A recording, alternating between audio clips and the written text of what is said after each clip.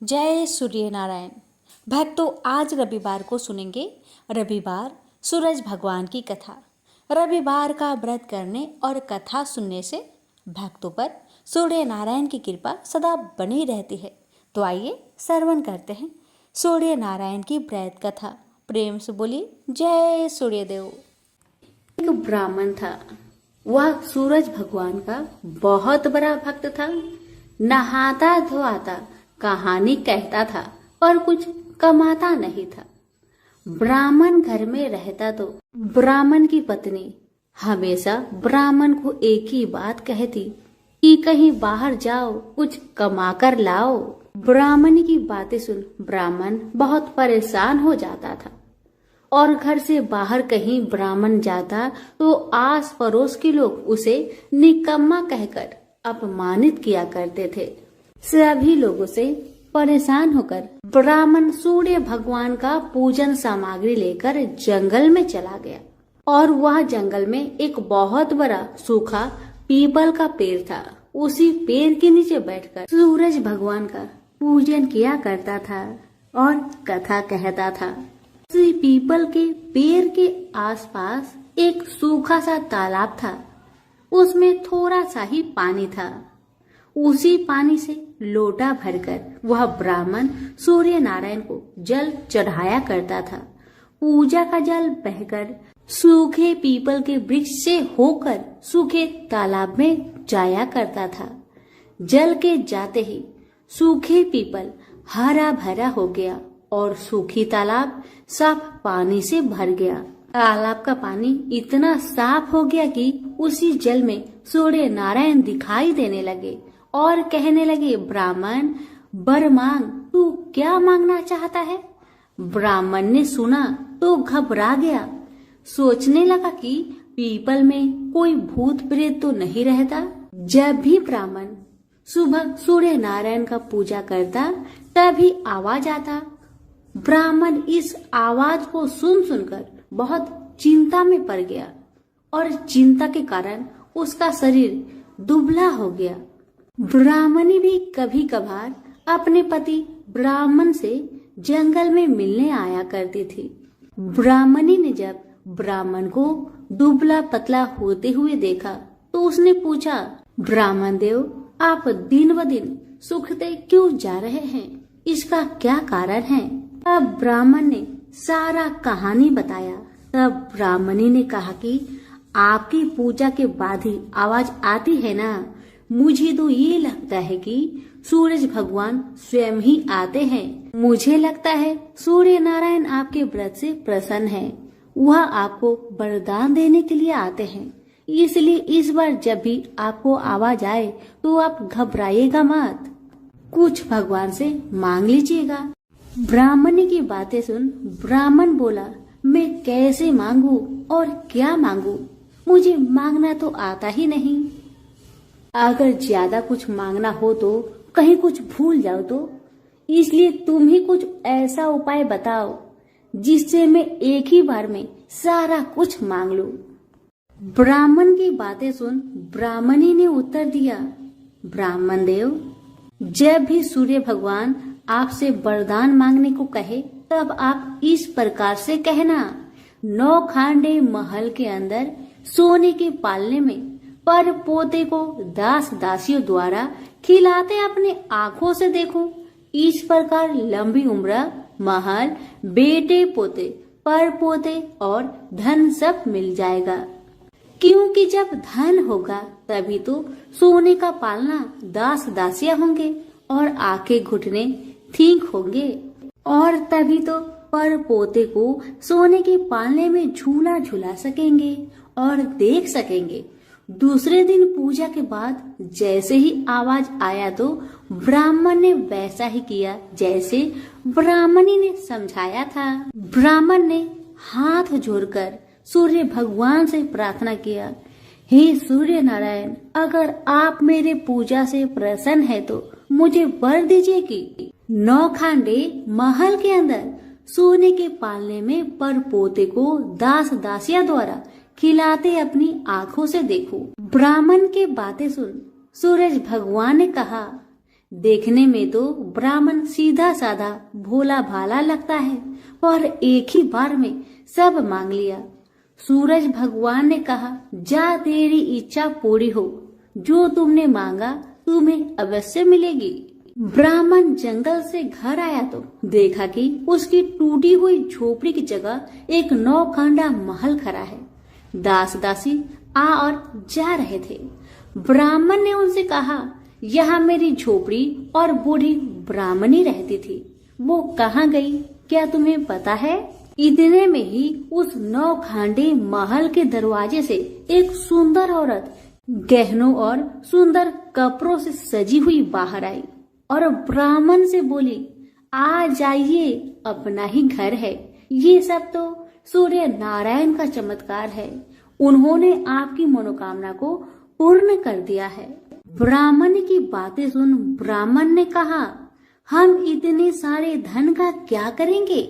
ब्राह्मणी ने कहा, क्या नहीं हो सकता है, धन से क्या नहीं हो सकता है, दान पुण्य यज्ञ होम करेंगे।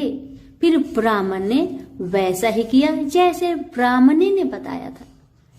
अब सब राजा की जगह ब्राह्मण का गुणगान करने लगे। राजा ने ये सब सुनकर ब्राह्मण को बुलवाया और पूछा, कल तक तो आपको खाना भी नहीं मिलता था, आज ऐसा चमत्कार, इतना सारा धन दौलत आपके पास कहाँ से आया? कहीं चोरी करी है या फिर डाका डाला है? ब्राह्मण ने कहा, ये सब तो सूर्य नारायण की कृपा है, और अपनी सारी कहानी राजा को बता दिया कि जंगल में ब्राह्मण के साथ क्या क्या हुआ और कैसे उसने सूर्य नारायण से वरदान मांगा। ब्राह्मण की बातें सुन राजा ने कहा, मेरे पुत्र नहीं है तो मुझे क्या करना चाहिए?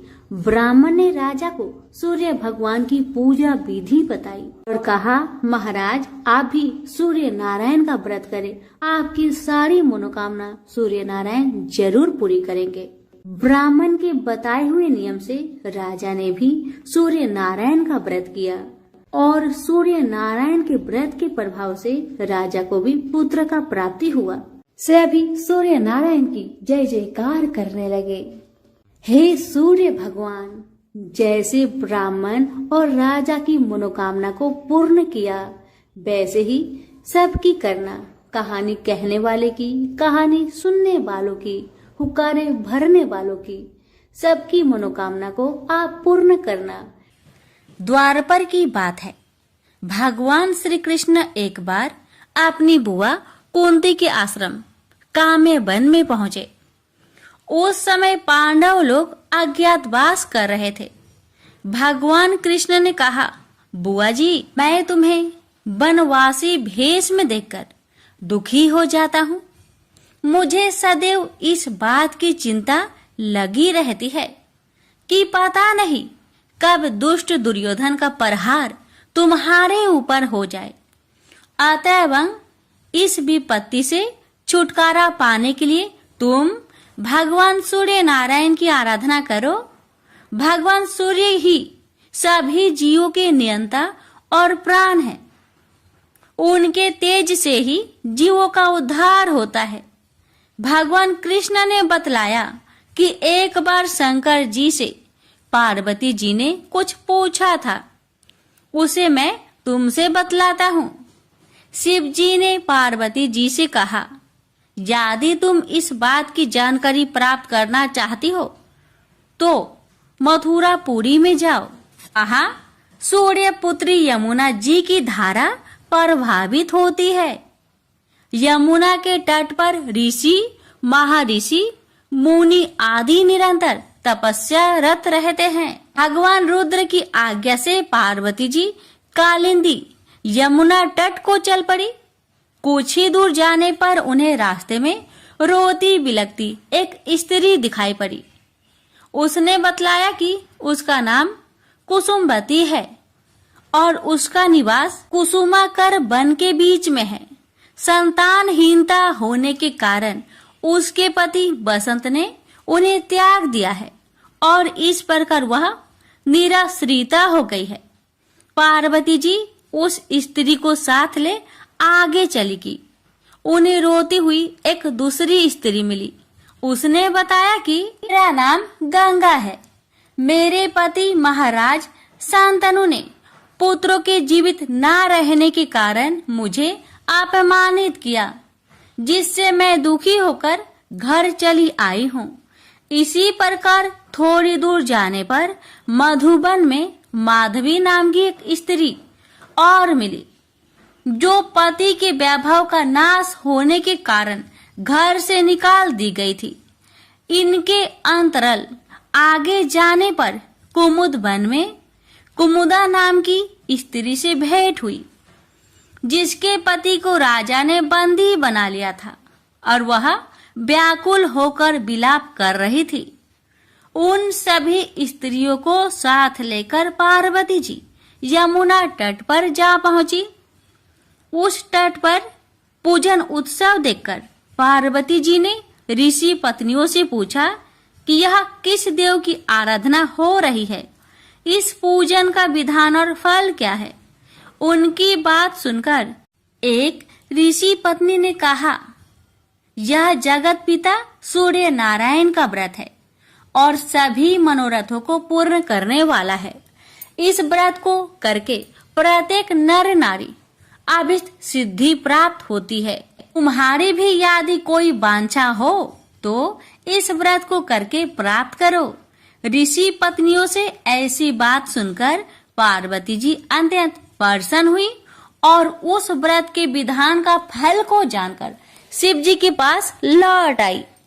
पार्वती जी ने इस व्रत को करके विघ्न नाशक गणेश जी जैसे पुत्र को प्राप्त किया। प्रेम से बोलिए सूर्य नारायण की जय। एक माँ बेटी थी।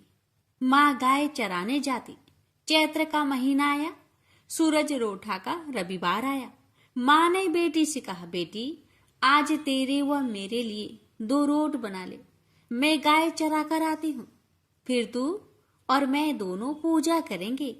बेटी ने माँ के निमित्त एक रोट तैयार किया। इतने में सूरज भगवान जोगी का रूप धारण करके आए और बोले, माई भिक्षा दो। बेटी ने कहा, मेरा रोट अभी पका नहीं है। जोगी ने कहा कि मैं जाता हूँ। बेटी ने सोचा कि जा तक खाली नहीं जाना चाहिए और उसने माँ के रोट में से किनार खांडी करके जोगी को थोड़ा रोट दे दिया। माँ गाय चरा कर आई। बेटी से बोली, मेरा रोट कहाँ है? खंडित रोट देकर माँ बावली हो गई। वो घी रोठो दे, रोठा माइली कौरो दे कहती नगरी में घूमने लगी। बेटी डर के मारे पीपल के झाड़ पर बैठ गई। 3-4 दिन निकले। बेटी भूखी प्यासी बैठी रही। सूरज भगवान को उस पर दया आई।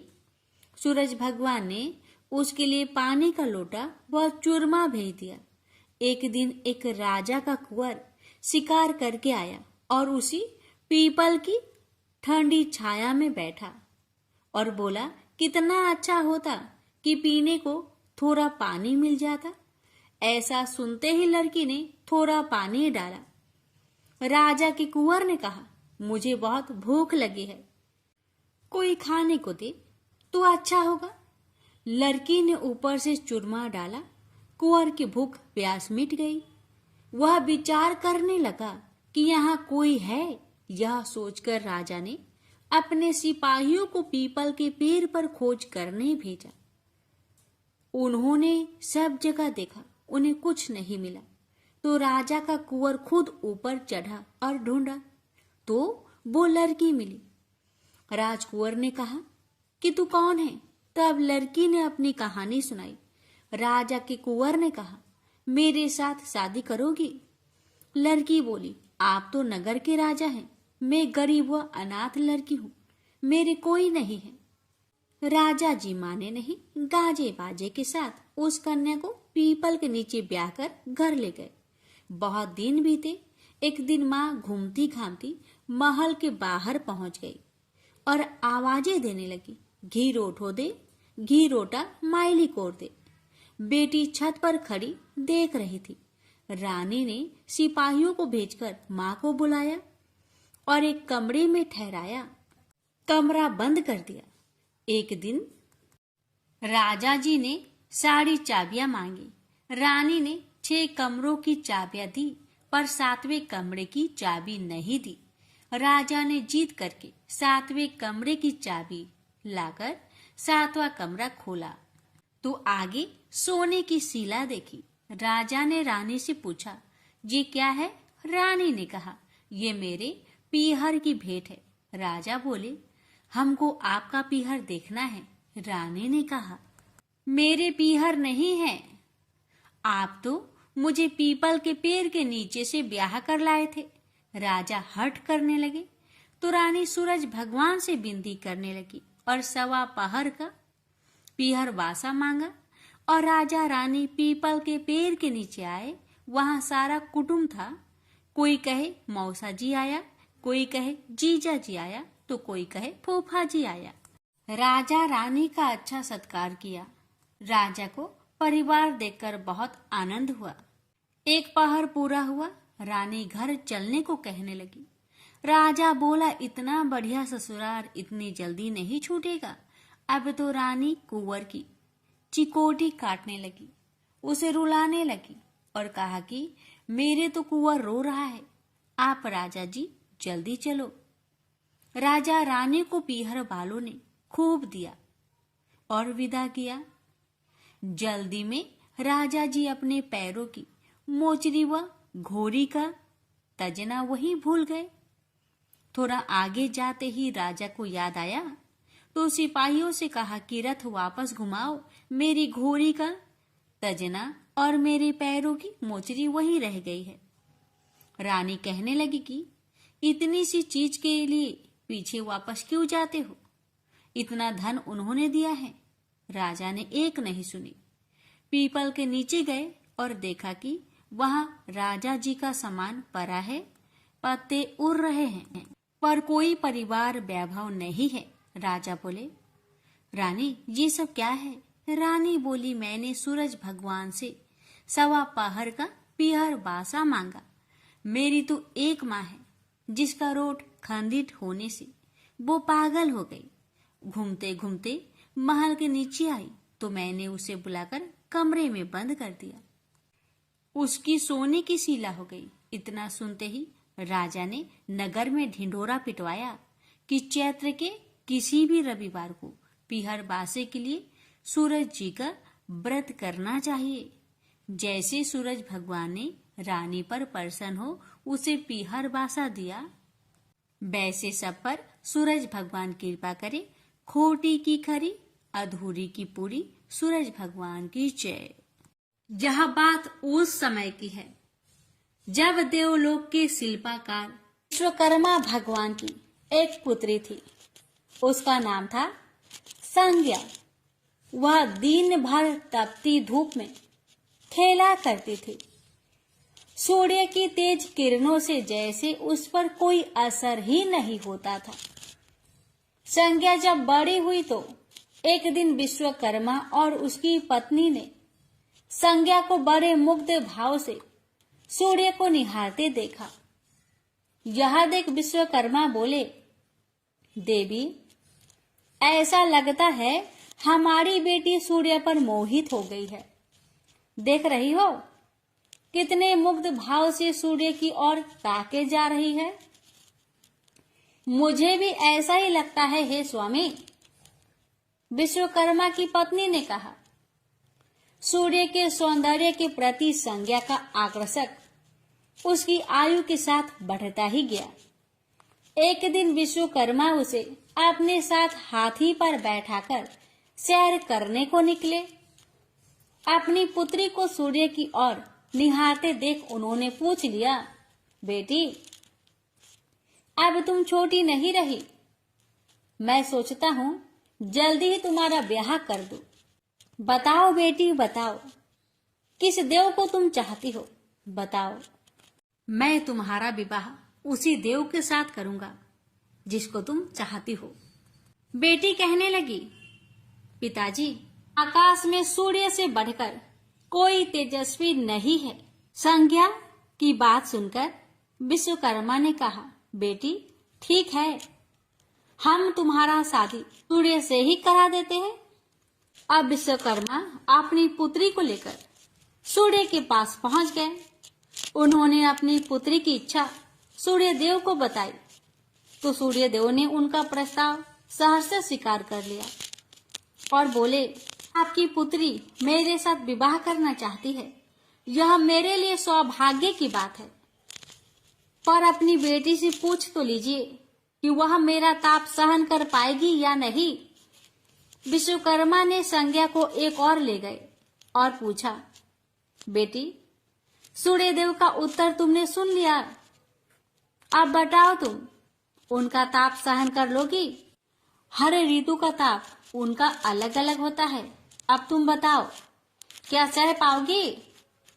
संज्ञा ने कहा, पिताजी हाँ मैं सह पाऊंगी। अब विश्वकर्मा ने कुछ ही दिन बाद संज्ञा का विवाह सूर्य देव के साथ करा दिए। संज्ञा सूर्य देव के साथ उनके लोक चली गई। अब तो संज्ञा सूर्य देव के साथ सुख पूर्वक रहने लगी। फिर उनके वहां एक पुत्र पैदा हुआ जिसका नाम रखा गया मनु। अनेक ऋषि मुनि बालक को आशीर्वाद देने आए, यह बालक ज्ञानियों में भी ज्ञानी होगा। ऋषियों ने भविष्यवाणी की, आशीर्वाद सच निकला। जब वह कुछ बड़ा हुआ तो ऋषि मुनियों से शिक्षा ग्रहण करने लगा। सूर्यदेव और संज्ञा को अपने बेटे पर बड़ा गर्व था। वे बहुत ही प्रेम से अपने बेटे का लालन पालन करते थे। अनाचार एक बार ग्रीष्म ऋतु में सूर्य की किरणें बहुत ही प्रखर हो गई। उनका तेज अपने चरम सीमा पर जा पहुंचा। संज्ञा की चमड़ी रसने लगी। सूर्यदेव ने उसे अपने पास बुलाया तो वह अपनी आंखों पर हाथ रखकर उनके पास पहुंची। सूर्यदेव बोले, संज्ञा मेरी ओर देखो, तुमने अपनी आंखें क्यों ढक ली? नेत्र खोलो और मेरी ओर देखो, मैं तुम्हारा पति हूँ। संज्ञा बोली, स्वामी आपके ताप से मेरी आंखें खुल नहीं पा रही है। संज्ञा की बात सुन सूर्यदेव ने कहा, इसका अर्थ तो ये हुआ कि तुम मुझे अपने से दूर कर रही हो। विवाह के पूर्व मैंने तुमसे पूछा भी था कि क्या मेरा ताप सहन कर पाओगी। तुम्हारी सहमति पाकर ही मैंने तुम्हारे साथ विवाह करना स्वीकार किया था, लेकिन अब तुम अपने वचन से मुकर रही हो। सूर्यदेव क्रोधित होकर कहने लगे। संज्ञा बोली, हे स्वामी इसमें मेरा दोष नहीं, आपका ताप ही प्रखर है। यह सुन सूर्यदेव और भी कुपित हो उठे और बोले, सुनो संज्ञा, प्राणवान वस्तुओं को जीवित रखने वाला मैं ही हूँ, परंतु तुमने मेरी ओर से आंखें बंद कर ली, अतः तुम्हारे गर्भ से जो बालक उत्पन्न होगा वह यम होगा। यम अर्थात मृत्यु का देवता। संज्ञा वहां से भाग जाना चाहती थी, लेकिन बच्चों का मोह उसे विवश किए हुए था। संज्ञा की एक सहचरी थी, उसका नाम था छाया, जो हूबहू संज्ञा की ही प्रतिलिपि थी। उसने इस विषय में छाया की मदद लेने का निश्चय किया। उसने छाया को बुलाया और अपनी समस्या बताई। सुनकर छाया बोली, मुझे क्या करना होगा? तो संज्ञा कहने लगी, तुम संज्ञा बनकर मेरे पति के साथ जाओ और उनकी पत्नी और बच्चों की माँ बनकर वहीं रहो। फिर छाया ने कहा, अगर उन्होंने मुझसे पूछताछ की तो मैं क्या कहूंगी?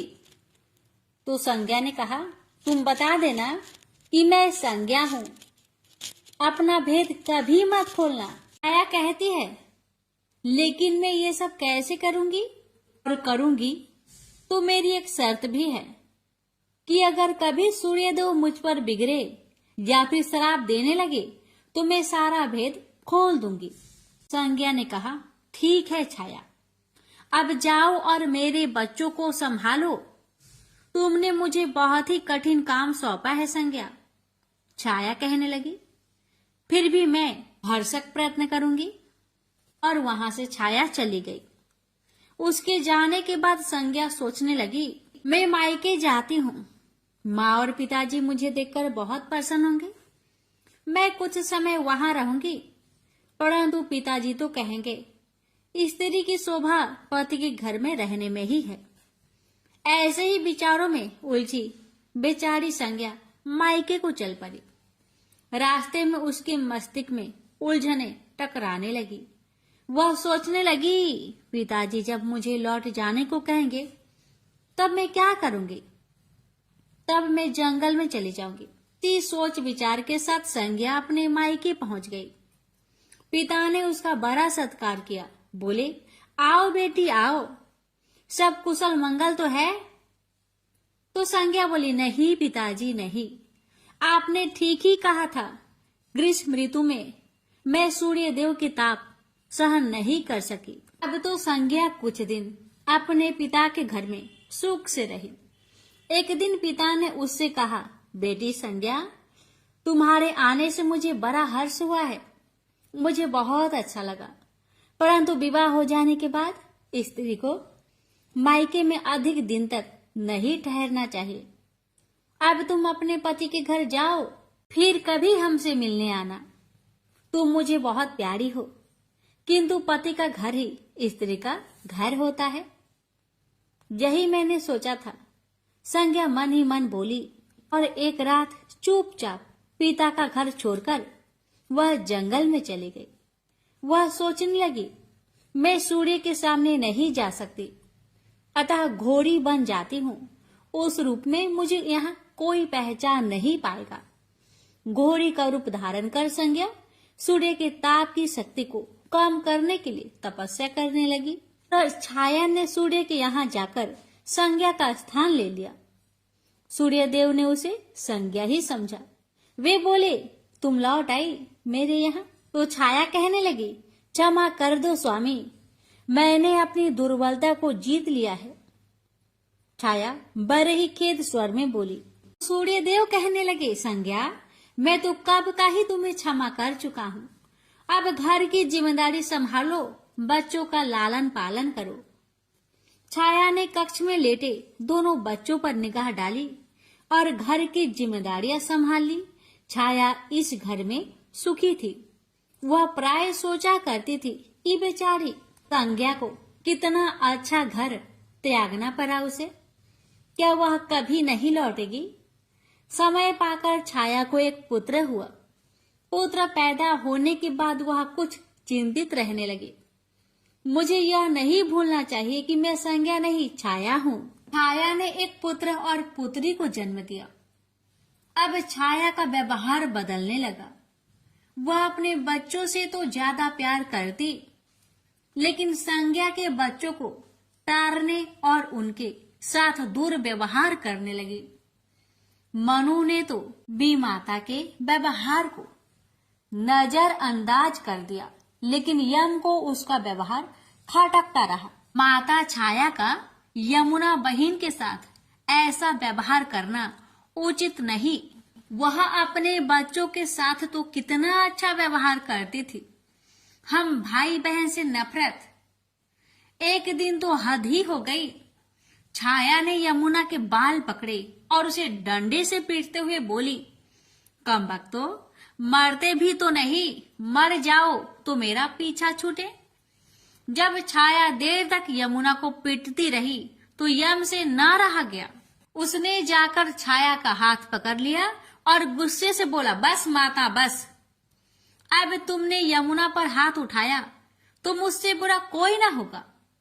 अच्छा, तेरी यह हिम्मत, मुझे धमकी देता है?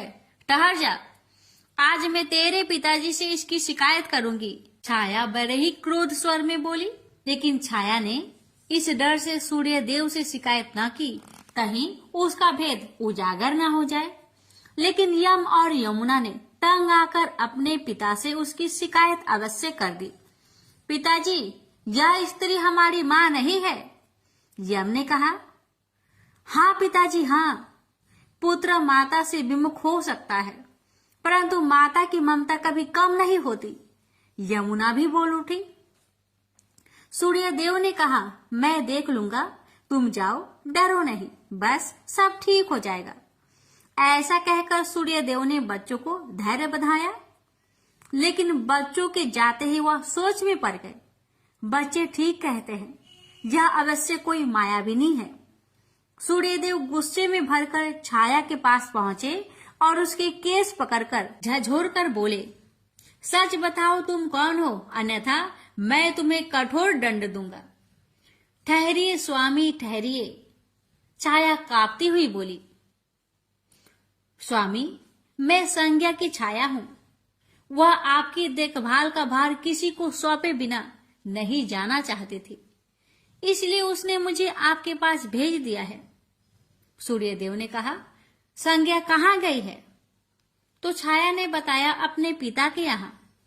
अब तो सूर्यदेव सीधे विश्वकर्मा के पास पहुंचे और उनसे पूछा कि संज्ञा कहाँ है? तो विश्वकर्मा जी ने कहा, वह तुम्हारे तेज से बचने के लिए यहाँ आई थी। विश्वकर्मा की बातें सुन सूर्यदेव ने कहा, तो आप मेरा तेज को घटा दीजिए, फिर उसे खोजने के लिए चलते हैं। विश्वकर्मा ने सूर्यदेव के तेज का 8वां भाग को छाट दिया, इससे उनका तेज घट गया। फिर वे संज्ञा को खोजने निकले। उन्होंने राहगीरों से पूछताछ की, तुमने इधर कोई घोड़ी को देखा है क्या? हाँ, एक बिलछन घोड़ी को हमने नदी के पास विचरण करते हुए देखा है, राहगीरों ने बताया। उसमें बिलछन की क्या बात है? वह घोड़ी मानवी भाषा भी बोलती है। देव, अब तो यह अवश्य ही संज्ञा होगी, सूर्यदेव बोले। सूर्य घोड़ी के निकट पहुंचे और कहा, संज्ञा, मैं सूर्य हूँ, तुम्हारा पति। अब यह घोड़ी का रूप त्याग दो। जब तक मेरी मनोकामना पूरी न होगी, मैं यह घोड़ी का रूप नहीं त्यागूंगी। घोड़ी बनी संज्ञा ने उत्तर दिया, तुम्हारी मनोकामना तो पूरी भी हो गई। सूर्यदेव ने कहा।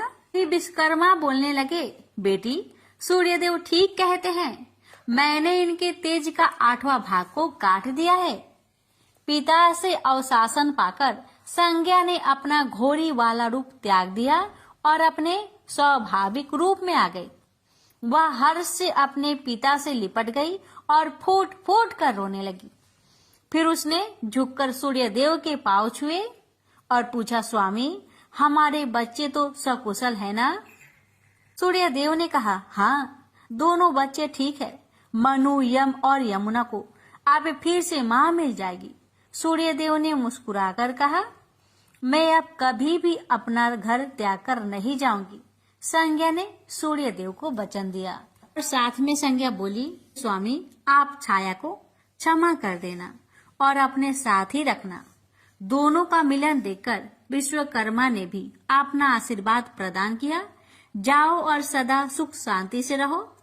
सूर्यदेव और संज्ञा सूर्यलोक पहुंचे और छाया और बच्चे के साथ आनंद पूर्वक रहने लगे।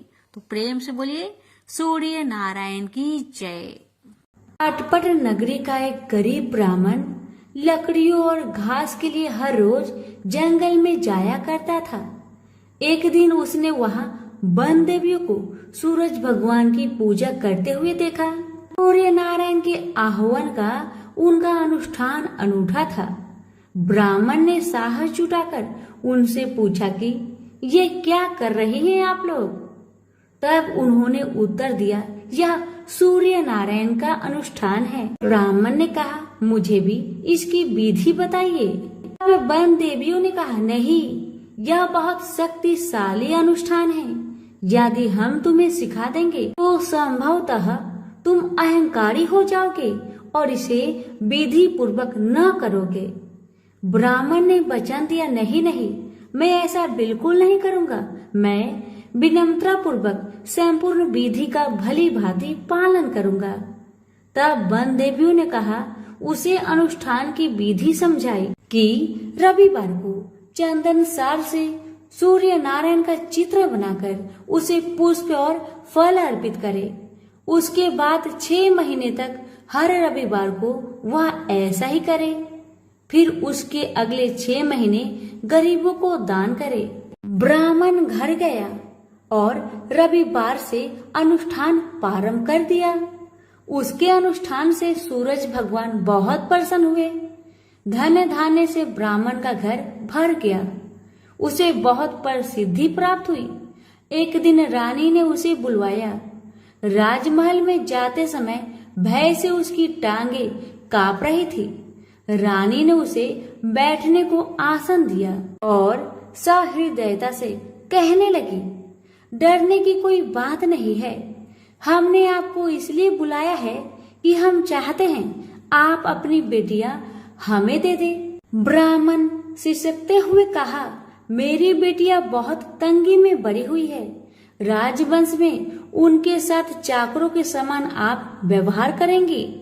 रानी ने उसे आश्वस्त किया कि नहीं नहीं, ऐसी बात नहीं है, आप चिंता ना करें, उनके साथ राजसी व्यवहार किया जाएगा।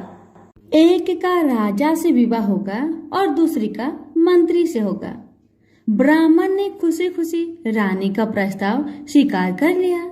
शीघ्र ही विवाह हो गए और ब्राह्मण की बिटिया ससुराल चली गई। पूरे 12 बरस ब्राह्मण उनसे मिलने नहीं आया। वह अपने काम और काज में और अनुष्ठान में व्यस्त रहता था। तथा 12 बरस बाद उसने बेटियों से मिलने की सोची। पहले वह बड़ी बेटी के पास गया। बड़ी बेटी राजा से ब्याही थी। बेटी ने पिता को रत्न जड़ित चौकी पर बिठाया। सुगंधित जल से उनके हाथ पैर धुलवाए और मिठाई परोसी। ब्राह्मण ने कहा, जलपान से पहले तुम मेरी कथा सुनोगी? पर बेटी ने कहा, नहीं बाबा, आज मुझे अवकाश नहीं। महाराज अखेट के लिए प्रस्थान करने वाले हैं। मुझे उनके खाने की व्यवस्था करनी होगी। ब्राह्मण को उसका व्यवहार बहुत अशिष्ट लगा। वह क्रोध होकर वहाँ से चल पड़ा। ब्राह्मण वहाँ से छोटी बेटी के पास गया जो कि मंत्री से ब्याही गई थी। बेटी पिता को देखकर बहुत प्रसन्न हुई।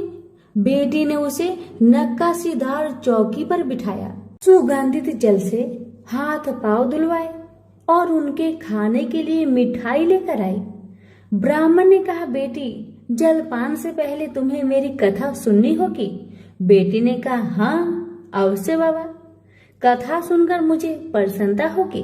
यह कहकर वह घर के भीतर जाकर 6 मोती लेकर आई। 3 मोती पिता के हाथ पर रखे और 3 अपने हाथ में रखे। यह कथा ब्राह्मण ने आज से पहले किसी को नहीं सुनाई थी।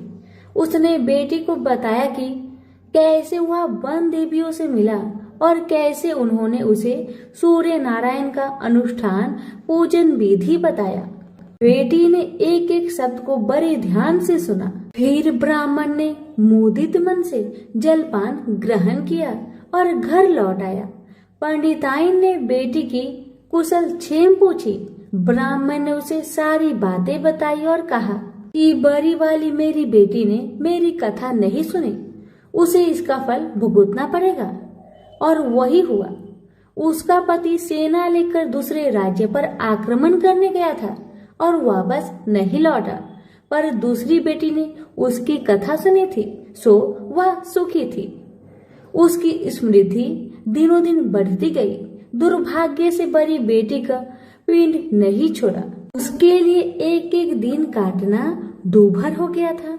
एक दिन उसने अपने बड़े बेटे से कहा, घर में कुछ नहीं है, अपनी मौसी के पास जाओ और कोई उपहार लेकर आओ। वह जो दे घर ले आना। अगले रविवार को राजकुमार मौसी के घर गया। वहाँ वह तालाब पर गया और स्नान करने आई औरतों से पूछा, तुम किसके यहाँ काम करती हो? उन्होंने उत्तर दिया, हम मंत्री की पत्नी की दासियां हैं। राजकुमार ने कहा, अपनी मालकिन से जाकर कहो कि उनकी बहन का बेटा आया है। ये भी कह देना कि उसके कपड़े फटे हुए हैं, इसलिए वो उसे पिछले दरवाजे से महल के भीतर आने दे। दासियां उसे पिछले दरवाजे से भीतर ले गई। मौसी ने उसके नहाने के लिए सुवासित जल रखवाया, पहनने को नए कपड़े दिए और राजसी भोज करवाया। उसने बेटे को मोहरों से भरा हुआ कद्दू दिया। वह चलने लगा तो मौसी ने कहा, इसे संभाल कर ले जाना, कहीं खोना मत। और रास्ते में सूर्य भगवान ने माली के भेष धारण करके मोहर से भरा हुआ कद्दू चुरा लिया। वह घर पहुंचा तो माँ ने उससे पूछा कि मौसी ने तुम्हें क्या दिया।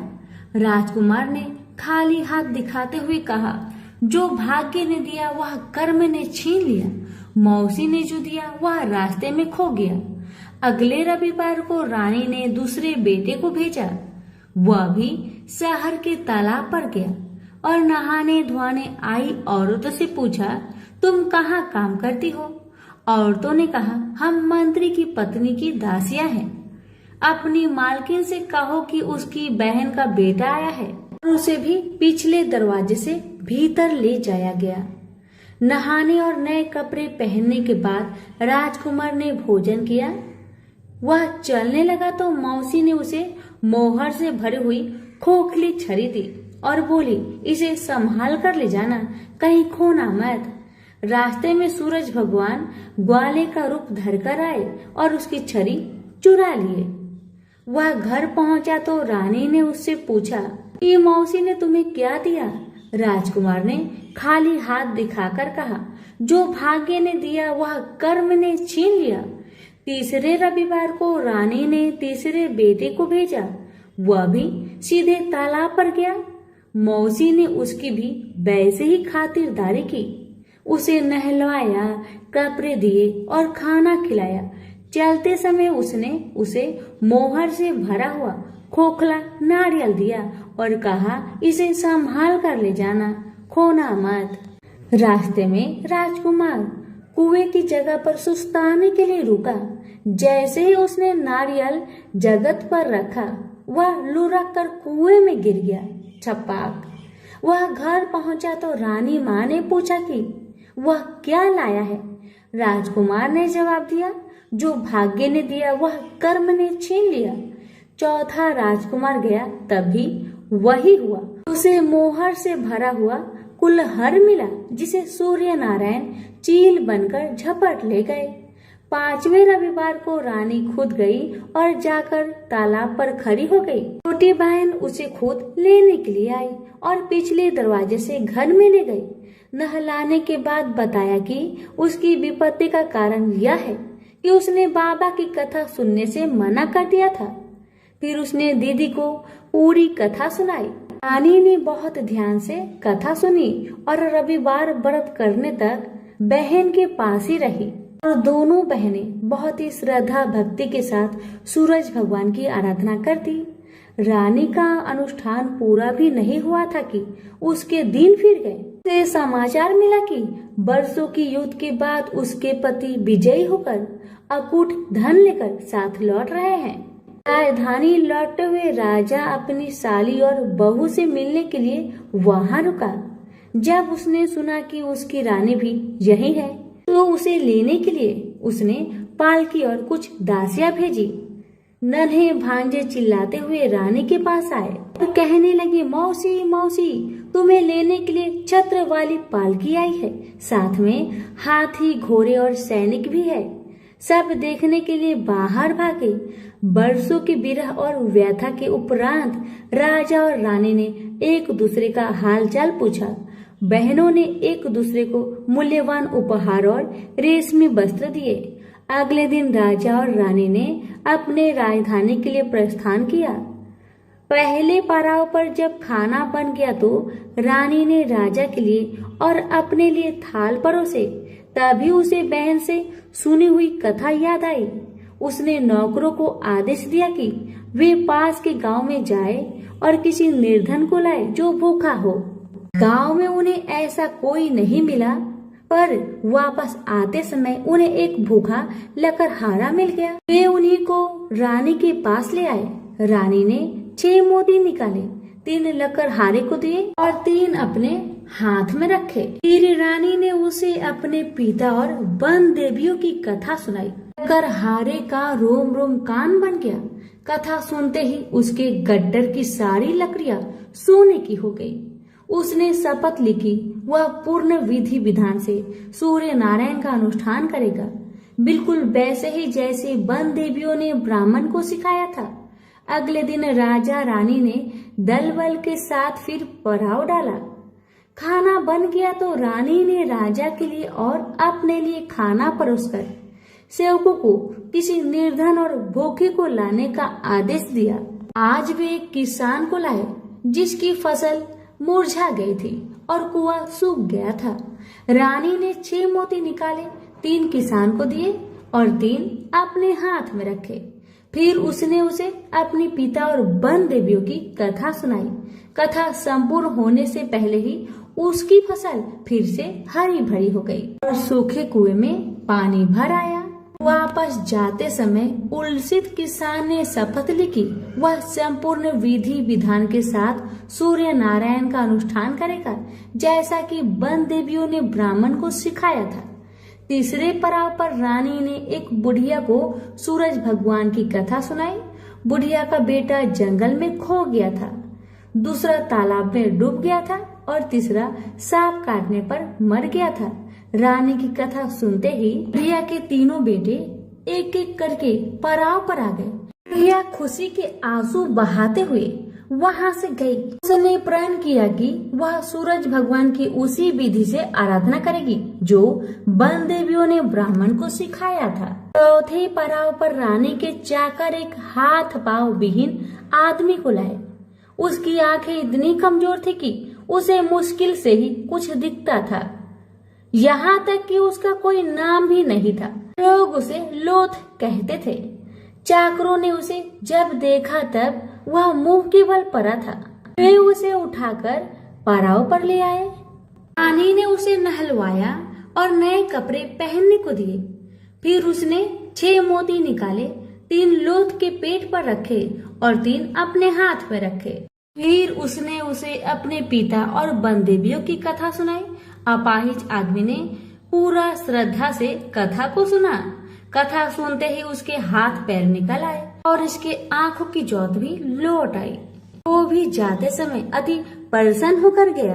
उसने शपथ लिया कि वह सूर्य नारायण की विधि पूर्वक आराधना करेगा, जैसे कि वन देवियों ने ब्राह्मण को बताया था। अगले दिन राजा और रानी अपनी राजधानी पहुंच गए। वे महल में भोजन करने के लिए बैठे तो सूरज भगवान स्वयं प्रकट हुए और उनके साथ भोजन करने की मनसा दर्शाई। राजन ने महल के सारे दरवाजे खुलवा दिए और अनेकानेक उत्कृष्ट व्यंजन बनाने का आदेश दिया। प्रत्येक पकवान को 6 अलग अलग खुशबुओं के साथ परोसा गया। सूर्य नारायण और राजा खाने के लिए बैठे। सूर्य नारायण को पहले कौर में ही एक लंबा वाल दिखा। वह क्रोधित होकर चिल्लाए, यह किस अधम स्त्री का वाल है? रानी भय से पीली पड़ गई। उसे याद आया कि अपनी विपत्ति के 12 वर्षों में वह उल्टे के नीचे बैठकर कंघी किया करती थी। संभवतः वह उसी का बाल है। वह सूरज भगवान के पैरों में गिर पड़ी, पर सूरज भगवान ने उसे माफ नहीं किया। अंततः रानी ने मोटी मोटी कंबल ओढ़ी, उल्टी में से एक एक लकड़ी निकाली और उस लकड़ी और बाल को शहर के बाहर ले जाकर अपने बाएं कंधे के ऊपर से फेंका। तब कहीं सूर्य नारायण का क्रोध शांत हुआ और उन्होंने भोजन ग्रहण किया। ब्राह्मण, राजा, रानी, उनके बच्चे, मंत्री की पत्नी, लकड़हारा, किसान, बुढ़िया और वह आदमी जिसे लोथ कहा जाता था, सभी को सूर्य नारायण की अनुकंपा से लंबी आयु मिली। जब तक वो जिए सुख से जिए। तो सभी प्रेम से बोलिए सूर्य नारायण की जय। एक था राजा, एक थी रानी। उनके पास सिपाही, घोड़े, दास दासिया, धन दौलत सब कुछ था। सिर्फ उन्हें संतान नहीं थी। इसी कारण राजा रानी बहुत ही दुखी रहते थे। संतान प्राप्ति के लिए उन्होंने हर तरह का दान धर्म, धार्मिक अनुष्ठान, जप, मंत्र, व्रत, पूजा पाठ किए, लेकिन कोई फायदा नहीं हुआ। अब राजा रानी दोनों ही बुढ़ापे की ओर बढ़ते गए। बुढ़ापे की ओर जैसे ही बढ़ते गए वैसे ही दोनों गहन सोच में पड़ गए। ये सोचकर कि उनकी कोई संतान नहीं है, तो फिर इतने बड़े राज्य का क्या होगा? कौन बनेगा इस राज्य का वारिस? कौन लेगा प्रजा की जिम्मेदारी। राजा रानी दिन रात इसी चिंता में रहने लगे। उन्हें तो अब खाना पीना भी अच्छी नहीं लगती। एक सुबह की बात है कि राजा के दरबार में एक साधु जी आए तो दासी रानी को इतला करती है। तब वह दासी से कहती है, यह मेरा अंतिम दान धर्म है, इसके बाद में अपने हाथों से कोई दान धर्म नहीं करूंगी। रानी चावल भरा छाछ हाथ में लेकर बाहर आती है और साधु की झोली में भिक्षा डालने के लिए आगे बढ़ती है तो उसके चेहरे पर छाई हुई चिंता साधु की दृष्टि में आती है। वह पूछते हैं, क्या बात है रानी साहिबा, क्या हुआ है, आप इतनी चिंतित और उदास क्यों हैं? तब रानी ने साधु महाराज को अपनी सारी व्यथा सुनाई और सिसकने लगती है। उस पर वह साधु कुछ पल गंभीर हो जाते हैं और कहते हैं, चिंता मत करना रानी साहिबा, आपकी संतान होगी, आपकी इच्छा पूरी हो जाएगी, चिंता ना करें, आपकी कोख से एक पुत्र जन्म लेगा। मात्र वह 14 साल तक ही आप लोगों को मिलेगा, उसके आगे वह इस मृत्यु लोक में नहीं रह पाएगा। इससे बढ़कर आपको कुछ देना मेरे लिए संभव नहीं है। अपनी बात पूरी करते उसने अपनी झोली में हाथ डाला, थोड़ी सी भाभूत निकालकर रानी को दे दी और कहा, आप और महाराज दोनों इसे बांटकर ग्रहण करना, आपको जल्दी ही पुत्र प्राप्ति होगी। इतना कहकर साधु अपनी राह में चले गए।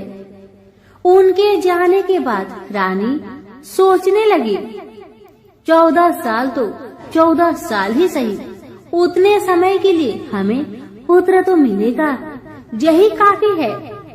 उतने साल तक मैं उसे जी जान से बड़ा करूंगी, उसे ढेर सारा लाड़ दुलार करूंगी, अपनी संतान की हर मुरादे को पूरी करूंगी।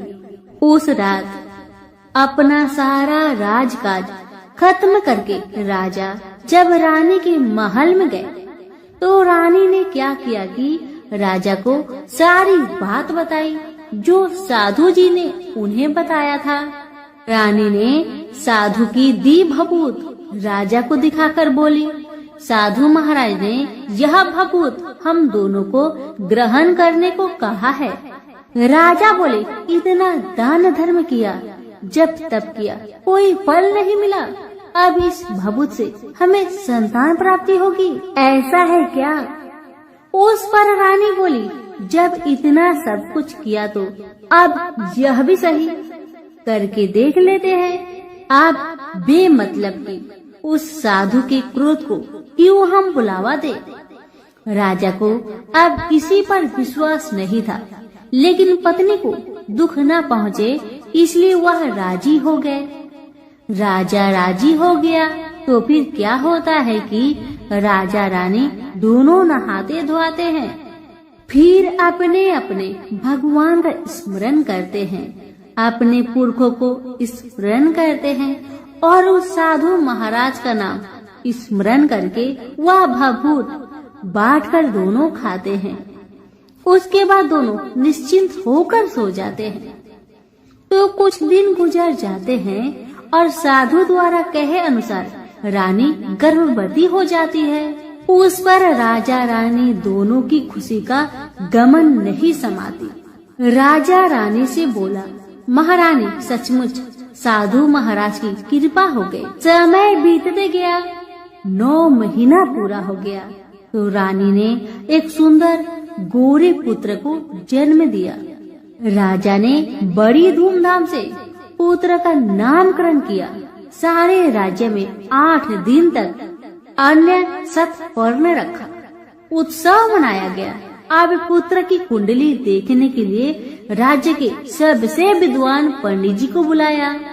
पंडित जी आते ही कुंडली देखकर बड़े चिंतित में पड़ गए और कहने लगे, महाराज हमारा राजपुत्र सिर्फ 14 साल तक हमारे पास रहेगा।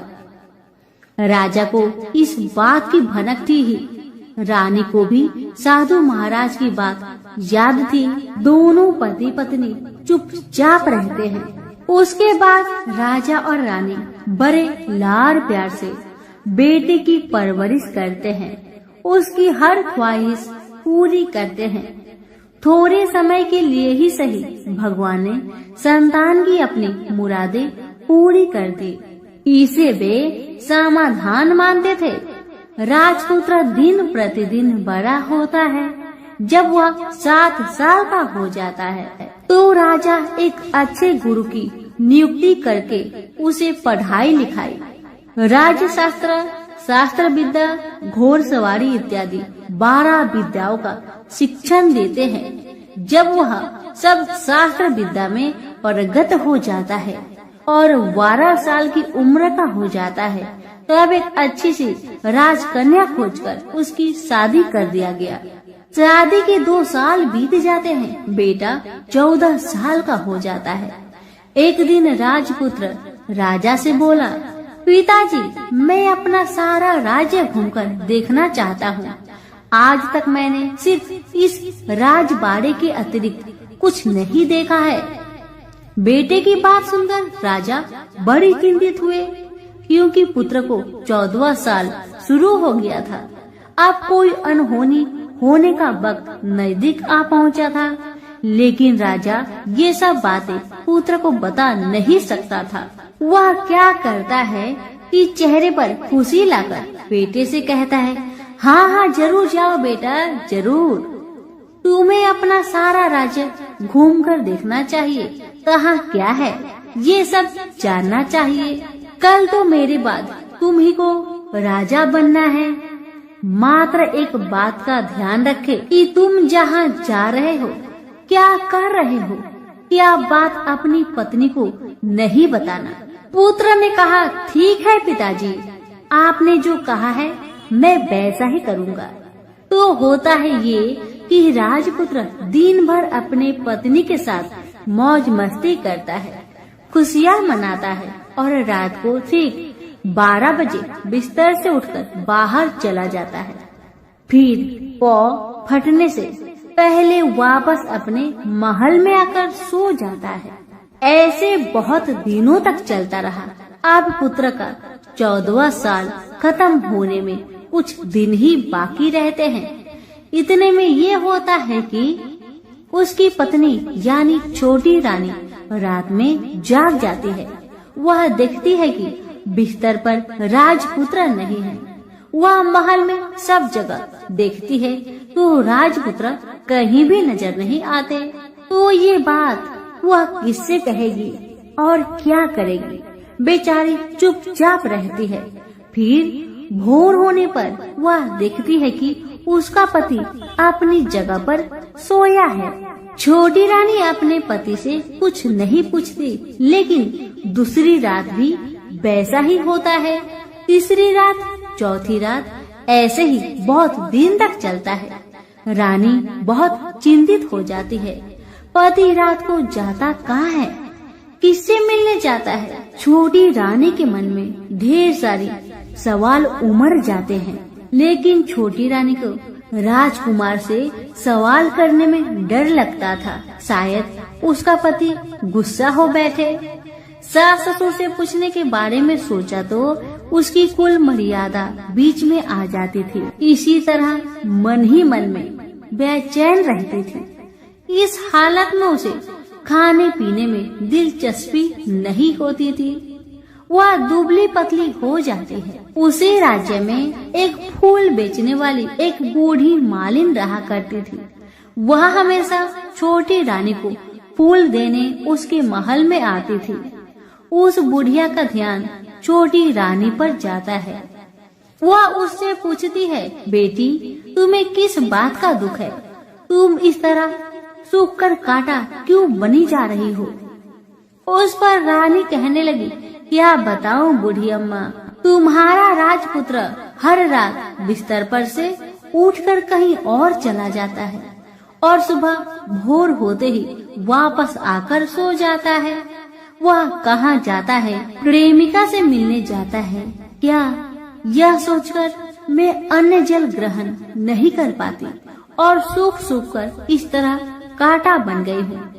बुढ़िया सब बात सुनकर उसे एक उपाय बताती है और कहती है, बेटी तुम ऐसा ही करना, आज रात तुम सोना मत, उसके पीछे जाकर देखना कि वह कहाँ जाता है, क्या करता है, उसकी अच्छी तरह से पहरेदारी करना।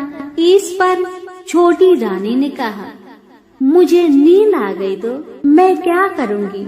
तब बूढ़ी अम्बा ने कहा, तुम्हें नींद न आए इसलिए एक काम करना, अपने बाएं हाथ की उंगली में एक जख्म करना, उस पर थोड़ी सी मिर्च छिड़कना, उससे तुम्हें बड़ी जलन होगी और उस पीड़ा से तुम्हें रात भर नींद नहीं आएगी।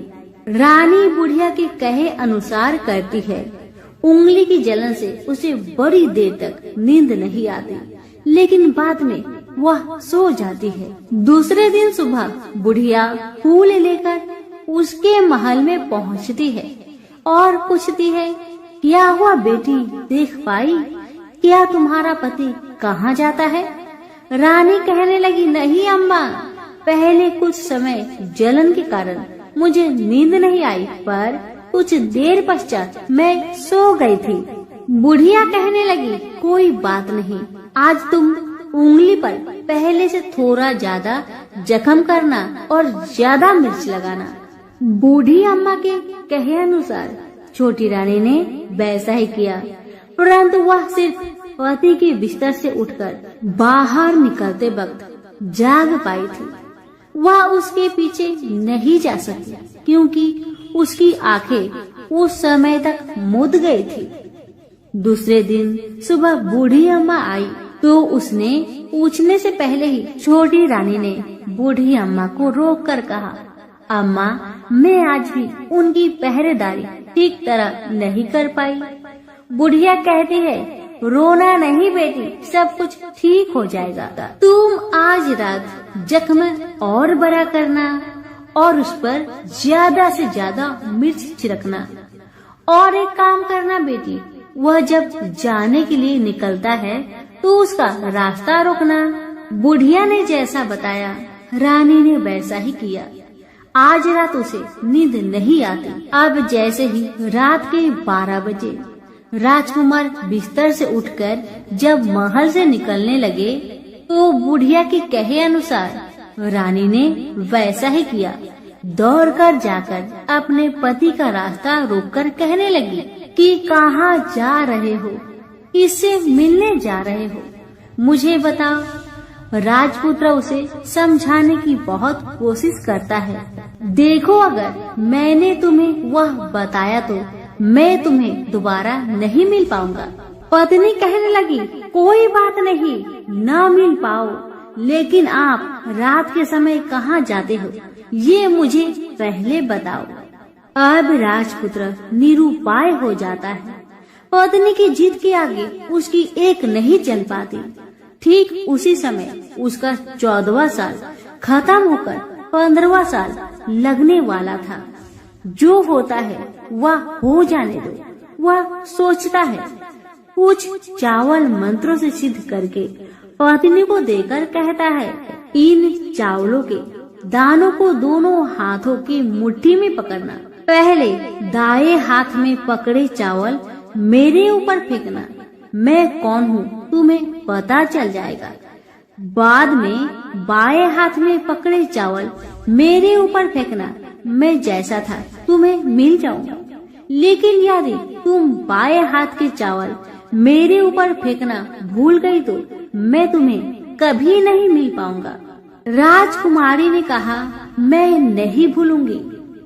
रानी बड़े आत्मविश्वास के साथ कहकर दाएं हाथ में पकड़े चावल पति के ऊपर फेंक दिया तो राजपुत्र एकदम एक विशाल घोड़ा बन जाता है। एकदम उद्यमा सफेद गर्दन पर लंबी आयल, देखते देखते वह तेजी से दौड़ने लगता है। रानी उस घोड़े को एकदम आश्चर्य से देखने लगती है और पति ने बाएं हाथ के चावल फेंकने की जो बात कही थी वह भूल जाती है। उसकी आंखों के सामने घोड़ा महल से बाहर निकलकर चला गया। घोड़ा जो महल से बाहर गया तो वह वापस नहीं आया। अब रानी को बड़ा पश्चाताप हुआ। वह स्वयं को कोसने लगी, लेकिन अब कोई फायदा नहीं होने वाला था। राजपुत्र अब वापस नहीं आने वाला था। सुबह होते ही महाराजा महारानी को सब बात पता चली। उन्हें बहुत दुख हुआ। वे बिस्तर पकड़ते हैं और राह देखते हैं कि एक दिन उनका बेटा वापस आ जाए। इस तरह 1 महीना गुजरा, 2 महीने गुजरे, 3 महीने गुजरे, आखिर 6 महीने पूरे हुए। राजपुत्र का कोई आता पता नहीं लगा। प्रधान राजपुत्र को ढूंढने के लिए राज्य के गांव-गांव सिपाही भेजा गया, लेकिन उन्हें कोई सफलता नहीं मिली। इधर रानी अपनी हठ के कारण पति गायब हो गया। यह सोचकर स्वयं को मन ही मन कोसती रही और प्रण लेती है कि कुछ भी करके पति को ढूंढ लाएगी और उसे वापस घर ले आएगी। एक दिन वह सुबह उठकर सास ससुर के महल में जाती है और कहती है कि मैं अपने पति की खोज में जा रही हूँ। महाराजा महारानी को और क्या चाहिए था, बस उनका बेटा उन्हें वापस मिल जाए। बहू को उन्होंने अनुमति दे दी और कहा कि बेटी तुम्हें जहाँ जाना है जाओ, जो करना है करो, पर मेरा बेटा को लेकर ही वापस आना। भगवान तुम्हें कामयाबी दे। अब रानी क्या करती है कि अपना शाही भेष बदलकर एक सेठानी बन जाती है।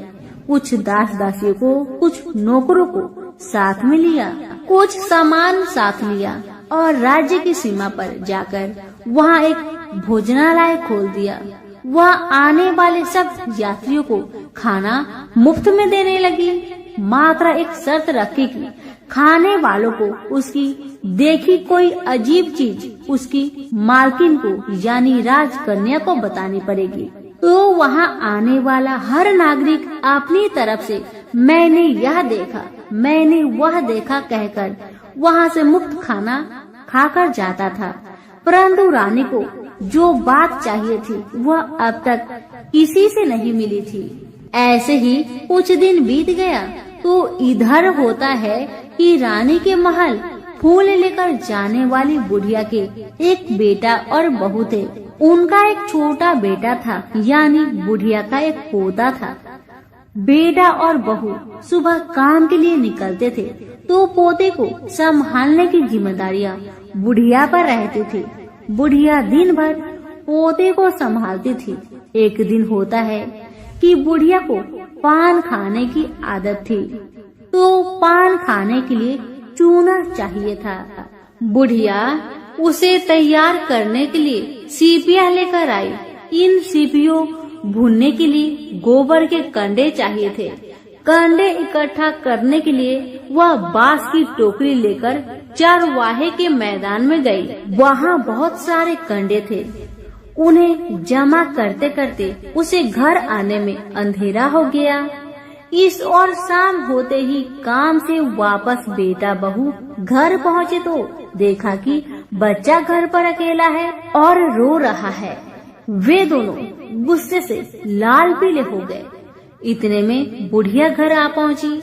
बेटा ने पूछा, पोते को घर पर अकेला छोड़कर तुम कहाँ गई थी? बुढ़िया बताने लगी कि मैं गोबर के कांडे इकट्ठा करने गई थी। इस पर बेटा बोला, दोबारा बच्चे को अकेला घर पर छोड़कर यदि कहीं गई तो मैं तुम्हें बहुत पीटूंगा। बुढ़िया कहने लगी, नहीं बेटा, फिर कभी ऐसा नहीं करूंगी। लेकिन दूसरे ही दिन बुढ़िया वह बात भूल गई और फिर चरवाहे के मैदान पर कंडे इकट्ठा करने चली गई। शाम को जब बेटा बहू काम से वापस लौटे तो देखते हैं कि बच्चा घर पर अकेला है और वह रो रहा है। अब उसके बेटे की सहन शक्ति खत्म होने लगी और बुढ़िया के वापस आने पर उसे घर से निकाल दिया। बुढ़िया रात भर घर के बाहर अंधेरे में बैठी रही और सुबह होते ही हाथ में टोकरी लेकर कंडे इकट्ठा करने के लिए निकल गई। उस दिन उस पर कंडे इकट्ठा करने का मानो पागलपन सवार था। कंडे इकट्ठा करते करते जब अंधेरा छा गया उसे मालूम ही नहीं चला। उसे जब ध्यान आया तो गांव का रास्ता भी ठीक तरह से दिखाई नहीं दे रहा था। वह अंधेरे में आंखें फाड़कर देखती है, इसी तरह आगे निकल पड़ी। तो क्या होता है कि एक कपिला गाय छन छन की आवाज करते, गले की घंटी बजाते ठुमुक ठुमुक कर उस मैदान पर आ गई। उसे देखकर बुढ़िया सोचने लगी कि इस गाय के पीछे पीछे जाऊंगी तो गांव तक पहुंच जाऊंगी। तब बुढ़िया उसके पीछे पीछे जाने लगी। वह गाय क्या करती है कि उस मैदान से लेकर एक एक करके 6 मैदान पार करती है। आखिर में वह 7वें मैदान पर पहुंचती है। तो वहाँ क्या होता है कि उस मैदान पर एक बड़ा सा पत्थर है। गाय जाकर उस पत्थर को अपना सींग मारती है। सींग मारा तो वह पत्थर टूट गया और हट गया और पाताल में नीचे जाने की सीढ़ियां दिखाई देने लगी। तब वह गाय उन सीढ़ियों से नीचे जाने लगी। बुढ़िया वह सब देखती रही और झट जाकर गाय की पूंछ को पकड़ लिया। पूंछ पकड़कर वह गाय के साथ नीचे पाताल पहुंच गई। पाताल में पहुंचते ही तुरंत गाय की पूंछ छोड़ दी और इधर उधर देखने लगी। वहीं से बुढ़िया ने देखा कि पाताल में सब जगह जगमगाहट है, दिया दीप जलते हैं और तेज रोशनी गाय के ऊपर पड़ रही है और वहाँ अद्भुत घटनाएं घटने लगी। गाय के नीचे जाते ही उसके गले में अपने आप सांकल पड़ गई और छमछम करके कोई दूधाड़ी में गाय का दूध दोहने लगी। लेकिन जो भी कोई वह कर रहा है वह मात्र दिखाई नहीं दे रहा। बुढ़िया बहुत घबरा गई, कहाँ आकर फंस गई। वह सोचने लगी कि और यहाँ वहाँ छिपने के लिए जगह ढूंढने लगी, लेकिन उसे कहीं भी जगह नहीं मिली। हर जगह उजाला ही उजाला था। तो वह जो एक कोने में खड़ी रह गई और जो कुछ सामने हो रहा था उसे चुपचाप देख रही थी। कुछ पल के बाद वहाँ झट से एक उम्दा सफेद घोड़ा आया। वहाँ 2 कुंड थे। उसमें से एक कुंड में उस घोड़े ने छलांग लगाई और ऊपर आ गया। अब उसे राजपुत्र का रूप प्राप्त हो गया। राजपुत्र बनने के बाद उसने दूसरे कुंड के पानी में स्नान किया। वहाँ रखे नए कपड़े पहने। नजदीक ही एक सुंदर पलंग था, उस पर आकर बैठ गया। उसके सामने अपने आप 5 पकवानी की थाली आ गई, दूध की एक प्याली आ गई, 5 सुपारी आ गए। उसके सामने एक दिया जलता रहा। राजपुत्र ने खाना खाया, दूध पिया, 5 सुपारी खाया और बिस्तर पर लेट जाने से पहले सूर्य देव का स्मरण करके सामने जलते हुए दिए से पूछा, दिए दीप कर मेरे माता पिता क्या कर रहे हैं? दिया बताने लगा, बेटे के शोक में डूबे हैं। राज्य कौन संभाल रहा है? राज्य प्रधान संभालता है। मेरी पत्नी क्या करती है? दिया बोला, उसने चौराहे पर भोजनालय शुरू किया है और आते जाते लोगों से वह नई खबर के बारे में पूछती है। दिए के यह कहते ही राजपुत्र कहने लगा, ठीक है। उसके बाद वह सो गया। बुढ़िया कोने में खड़ी रहकर यह सब देखती रही। ऐसी अद्भुत घटना उसने जिंदगी में पहली बार देखी थी। उसे अंदर ही अंदर चुलबुलाहट होने लगी।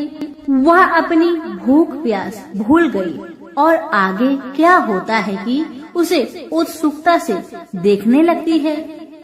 लेकिन उसके बाद और कुछ घटनाएं नहीं घटती।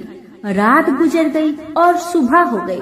सुबह होने पर पलंग पर सोया राजपुत्र उठा और फिर से पहले वाले कुंड में छलांग लगाई तो वह फिर से घोड़ा बनकर कुंड से बाहर आ गया। बाहर आते ही वह तेजी से उस पाताल नगरी से बाहर निकल गया, लेकिन वह कहाँ गया बुढ़िया को कुछ पता नहीं चला। उसके बाद पिछली रात की तरह कोई उस गाय का छमछम करके दूध दुहने लगा। जैसे ही दूध दुहाना खत्म हुआ, उसके गले की साकल अपने आप खुल गई और वह गाय तेजी से ऊपर जाने लगी, सीढ़ियाँ की ओर भागने लगी। गाय को दौड़ते देखकर बुढ़िया सोचने लगी, अब गाय के साथ यहाँ से ऊपर जाना ही समझदारी है, नहीं तो कोई मुसीबत आकर मेरे ऊपर टपक जाएगी। झट से उसने गाय की पूंछ पकड़ ली और गाय के साथ ऊपर आ गई। गाय जब ऊपर मैदान में पहुंची तो उस सुरंग का रास्ता अपने आप बंद हो गया और उसके मुख पर एक बड़ा सा पत्थर पूर्ववत खड़ा हो गया। ऊपर आकर वह गाय जंगल की ओर निकल गई तो इधर बुढ़िया एकदम बावली सी हो गई। उसने पाताल नगरी में जो कुछ देखा वह जल्दी से जल्दी किसी को बताने के लिए उतावली हो उठी। उसे एकदम याद आया है कि नगर की सीमा पर कोई औरत भोजनालय चलाती है और नई बात बताने वालों को अच्छा खाना पीना मुफ्त में देती है। वह सोचने लगी कि क्यों न मैं यह बात उस औरत को जाकर बताऊं। यदि उसे यह बात पसंद आ गई तो बाकी जीवन खाने पीने की झंझट से मुक्ति मिलेगी। बुढ़िया ने मन में तय किया और तुरंत उस भोजनालय के द्वार पर टंगे नगाड़े के सामने खड़ी हो गई और जोर जोर से नगाड़ा बजाना शुरू किया। नगाड़े का इस तरह शोर सुनकर मालकिन यानी छोटी रानी मन से प्रसन्न हो जाती है कि शायद कोई बड़ी बात लेकर यहाँ आया है। रानी सिपाहियों को आदेश देती है, जाइए और जो कोई आया है उसकी अच्छी खातिरदारी कीजिए। आदेश पाते ही सिपाही नीचे दौड़ गए तो एक बुढ़िया नगाड़ा बजा रही है। उन्होंने पूछा, क्यों रे बुढ़िया, क्या हुआ, क्यों नगाड़ा बजा रही हो? बुढ़िया बोली, कुछ नहीं बेटा, जहाँ खाना मिलता है ना इसलिए आई हूँ। बुढ़िया ने सिपाहियों से बोला, खाना मिलेगा? सिपाही बोले, हाँ मिलेगा, लेकिन तुझे कोई नई बात बतानी पड़ेगी। बुढ़िया बोली, हाँ बताऊंगी, एक बात मालूम है मुझे। इस पर सिपाही उसे अंदर लेकर आए। उनको मालकिन का आदेश था कि जो कोई बूढ़ा बुजुर्ग वहाँ आए उनके साथ अच्छी तरह पेश आना, उनका अच्छा आदर आतिथ्य करना। तो सिपाही ने इस बुढ़िया का भरपूर आदर आतिथ्य किया। उसे बड़ी सी थाली भरकर व्यंजन परोसते हैं। बुढ़िया कुछ दिनों से भूखी थी, वह खाने पर टूट पड़ी। खाना खाने के बाद सिपाही ने उसे नई साड़ी पहनने को दी। उसके बाद उसे लेकर रानी के पास आए। बुढ़िया और रानी ने तुरंत एक दूसरे को पहचान लिया। बुढ़िया बोली, बेटा तुम हो? और रानी बोली, बूढ़ी अम्मा आप है? बड़ी देर तक दोनों भली भांति की बातें करती रही। आखिर कुरवनी बुढ़िया से कहने लगी, अम्मा अब बताओ तुमने क्या बात नई देखी है? बुढ़िया बोली, मैंने कोई नई बात देखी नहीं है, वह तो मेरे पास तुम्हें देने के लिए खाने के लिए पैसे नहीं थे, इसलिए मैंने झूठ कहा और नगाड़ा बजाया। रानी ने कहा, अम्मा घबराना नहीं, मैं किसी को तुम्हारा नाम नहीं बताऊंगी। फिर भी बुढ़िया मैंने क्या देखा, कब देखा करके आनाकानी करने लगी। इस पर कुंवर रानी ने उससे कहा, देखो अम्मा, यदि तुमने मुझे वह नई बात बताई तो मैं जिंदगी भर तुम्हारी देखभाल करूंगी, तुम्हें रानी माता की तरह रखूंगी। अब बुढ़िया बताने को तैयार हो गई। उसने जो कुछ उस चर गवाहे वाले मैदान पर देखा था वह सब कुछ कुंवर रानी को बता दिया। बुढ़िया की वे बात सुनकर कुंवर रानी को यकीन हो गया कि वह राजपुत्र उसी का पति है। वह तुरंत बुढ़िया से कहने लगी, अम्मा मुझे उस जगह पर ले चलो। तब बुढ़िया बोली, नहीं बेटी, वह पाताल राज्य है, साफ है, यदि किसी ने तुम्हें देख लिया तो तुम्हारी जान खतरे में पड़ सकती है। लेकिन रानी उसकी एक भी नहीं सुनती। उसे उस जगह ले जाने के लिए हठ करने लगी। आखिर में बुढ़िया ने उसका कहना मान लिया और कहने लगी, ठीक है, मैं तुम्हें वहाँ लेकर चलती हूँ, और आज नहीं कल वहाँ जाना है तो शाम को ही जाना होगा। तो दूसरे दिन दोपहर को रानी बुढ़िया के साथ उस मैदान पर गई और एक जगह छुपकर गाय की आने की राह देखने लगी। दिन ढलते ही अंधेरा घेरने लगा है और गाय हमेशा की तरह वहां आ गई। मैदान के उस कोने में जाकर उसने पत्थर पर सींग मारा तो झट से पत्थर हटकर वहां सुरंग में जाने का रास्ता खुल गया। गाय उस रास्ते से नीचे उतरने लगी तो बुढ़िया रानी से कहने लगी, जल्दी आगे बढ़ो बिटिया, हम गाय की पूंछ पकड़कर नीचे उतरेंगे। तो दोनों गाय की पूंछ पकड़कर नीचे उतर गई। बुढ़िया पहले जिस कोने में छिपी हुई थी उसी कोने में छिप गई। अब नीचे सब कुछ पहले जैसा घटित हो रहा था। गाय के गले में अपने आप साकल पड़ गई। कोई अदृश्य रूप से उसका दूध दोहने लगा। एक सफेद उद्मा घोड़ा ने आकर एक कुंड में छलांग लगाई तो राजपुत्र के रूप में ऊपर आया। वह राजपुत्र दूसरे कुंड में नहाने लगा। बाद में उसके सामने खाने की थाली आ गई, दूध की प्याली आ गई, पान बीरा आ गई। राजपुत्र सब ग्रहण करके सोने के लिए पलंग पर गया तो सोने से पहले सूर्य देव का स्मरण करके दिए से पूछने लगा, दिए दीपंकर, मेरे माता पिता क्या कर रहे हैं? तो दिया कुछ जवाब नहीं दिया, बल्कि वह बुझने लगा है। तब राजपुत्र को कुछ अघटित हुआ। इसका संदेह हो गया कि वह उदास हो गया और जो कुछ हुआ है वह हो जाने दो। ऐसा सोचकर सोने के लिए बिस्तर पर लेट गया। अब रानी का संयम छूट गया। वह दौड़कर पति के पास गई और उसके पैर पकड़ने के लिए आगे बढ़ने लगी। राजपुत्र तुरंत ही पत्नी को पहचान लिया। वह झट से पीछे हट गया और चिल्लाने लगा, नहीं नहीं, मुझे मत छूना, सर्वनाश हो जाएगा। रानी दोनों हाथ जोड़कर पति से अपनी भूल स्वीकार करने लगी। स्वामी, मुझसे भूल हो गई है। मुझे आपसे नहीं पूछना चाहिए था कि आप रात को कहाँ जाते हो। मैं अपनी भूल स्वीकार करती हूँ। मुझे मेरी भूल की सजा मिल गई है। अब आप घर चले। आपके वियोग में आपके माता पिता ने बिस्तर पकड़ लिया है। आपकी प्रजा भी बहुत दुखी है। उस पर राजपुत्र कहने लगा, वही तो, एक बार तुम गलती कर बैठी हो, अब दोबारा मत करना, नहीं तो अब मैं तुम्हें जो दिख रहा हूँ वह भी नहीं दिखूंगा। रानी अब विलाप करने लगी, जोर जोर से जमीन पर सिर पटकने लगी। राजपुत्र के मन में उसके प्रति दया उत्पन्न हो गई। वह उससे कहने लगा, यदि तुम मुझे पाना चाहती हो तो तुम्हें एक काम करना होगा। काम कठिन है, लेकिन वह तुम्हें अकेले करना होगा। कहो स्वामी, आप क्या कहते हैं? कितना भी कठिन काम हो मैं पूर्ण करूंगी। रानी कहती है। इस पर राजपुत्र ने उसे बताया, इस पाताल से ऊपर जाते ही तुम्हें एक घना जंगल नजर आएगा।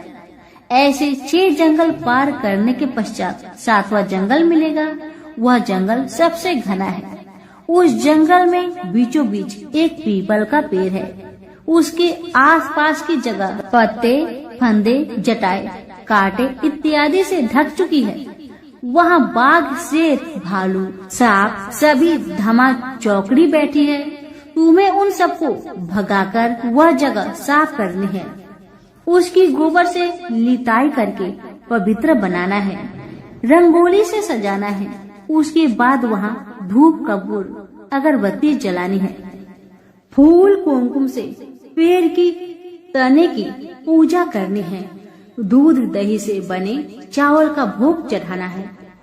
यह सब तुम्हें दोपहर के 12 बजने के पहले करना होगा।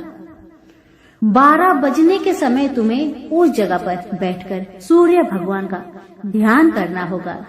ठीक 12 बजे सूर्य भगवान का रथ वहाँ उतरेगा वे वह सब देखकर खुश हो जाएंगे और कहेंगे, जिस किसी ने यह सब किया है उसे मैं मन चाहा फल दूंगा। तो तुम सामने जाकर उसके रथ का दाहिना घोड़ा मांगना, मैं तुम्हें मिल जाऊंगा। इतना बात कहकर राजपुत्र अपने पलंग पर सो गया और छोटी रानी भोर होने की राह देखने लगी। भोर होते ही वह बुढ़िया के साथ गाय की पूंछ पकड़कर ऊपर आ गई। ऊपर आने के बाद वह बुढ़िया से कहने लगी, अम्मा अब मैं अकेले ही आगे जाऊंगी, तुम भोजनालय वापस जाओ।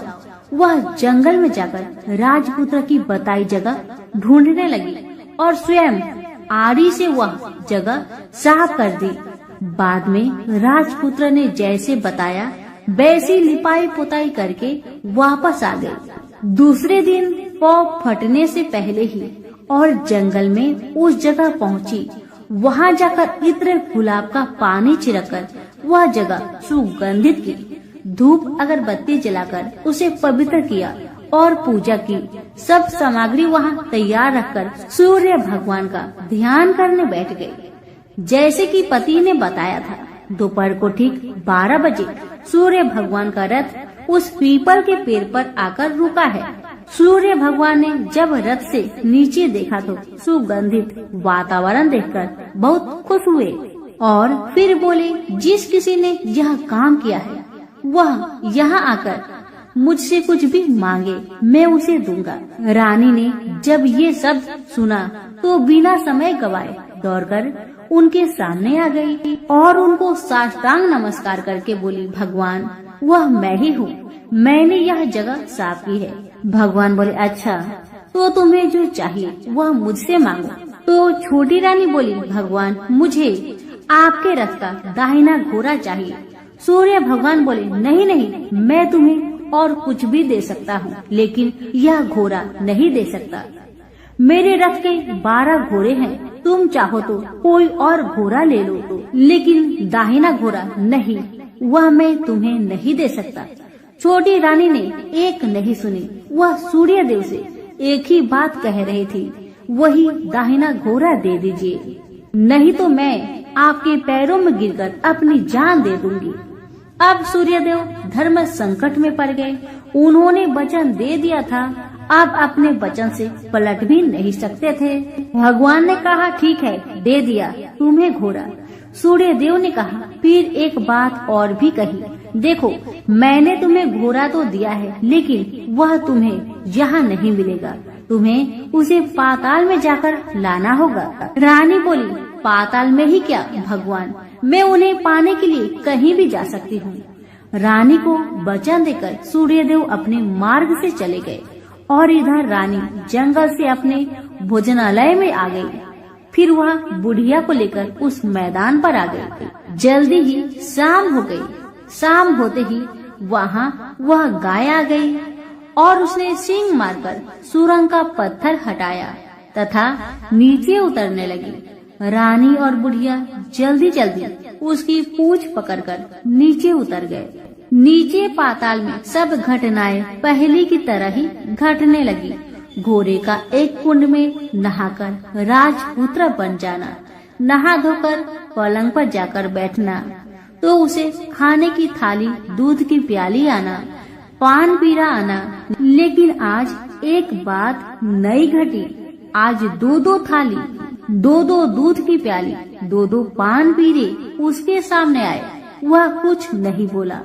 अपने हिस्से की थाली खाकर, दूध पीकर और पान पीरा चबाकर वह सोने चला गया और हमेशा की तरह दिए से पूछने लगा, दिए दिए दीपंकर, मेरे माता पिता कैसे हैं? दिया बताने लगा, वे दोनों तुम्हारे शोक में मरने की स्थिति में पहुंच गए हैं। राजकुमार ने कहा, ऐसा?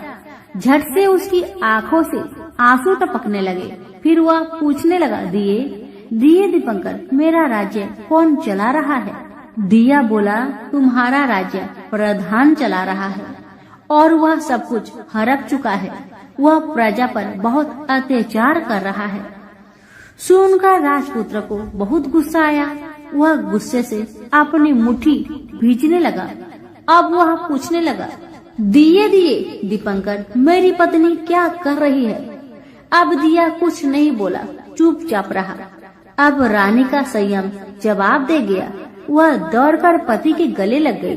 अब मैं तुम्हें मिल गया, राजपुत्र कहने लगा। सच कहते हो, अब आप फिर से घोड़ा तो नहीं बनोगे ना? पत्नी ने कहा। पति ने कहा, नहीं, दोबारा घोड़ा नहीं बनूंगा मैं। तुमने जो इतने सारे कष्ट उठाए हैं मुझे पाने के लिए, इसलिए सूर्य देव ने मुझे सदा के लिए घोड़े के जन्म से मुक्त कर दिया है। राजपुत्र ने बड़े प्यार से कहा और उसे गले लगाया। उसके आंसू पोंछे। कुछ देर पश्चात भोर हो गई तो गाय की श्रृंखला टूटकर वह ऊपर फूलों पर जाने लगी।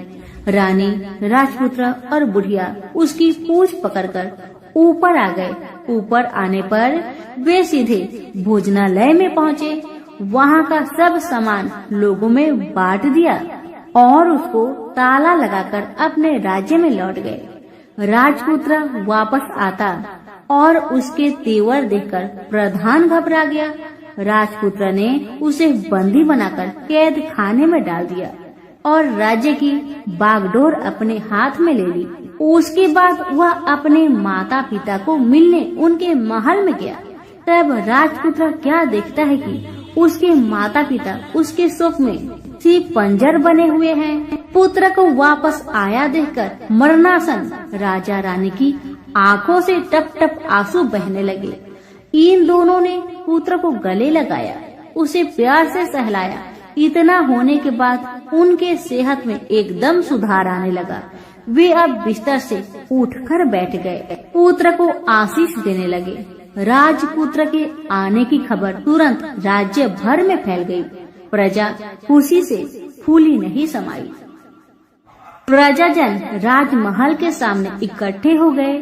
राजपुत्र ने भी उन्हें दर्शन दिए और आज से उन्हें कोई दुख नहीं पहुंचाएगा, ऐसा वचन भी दिया। अब राजा अपने पुत्र का राज्य अभिषेक करके उसे सिंहासन पर बैठाता है और बहू को महारानी का दर्जा देता है और स्वयं अपनी पत्नी के साथ ईश्वर स्मरण करते हुए खुशी से दिन बिताता है। महाराज बना राजपुत्र अच्छी तरह से राज्य चलाने लगा और अपनी पत्नी के साथ सुख शांति से जीवन बिताने लगा। उस बुढ़िया को रानी ने अपने ही पास रख लिया, उसकी अच्छी तरह से देखभाल करने लगी। बुढ़िया और उसके बुढ़ापे के दिन खुशी से गुजरने लगे। तो प्रेम से बोलिए, सूर्य भगवान की जय हो।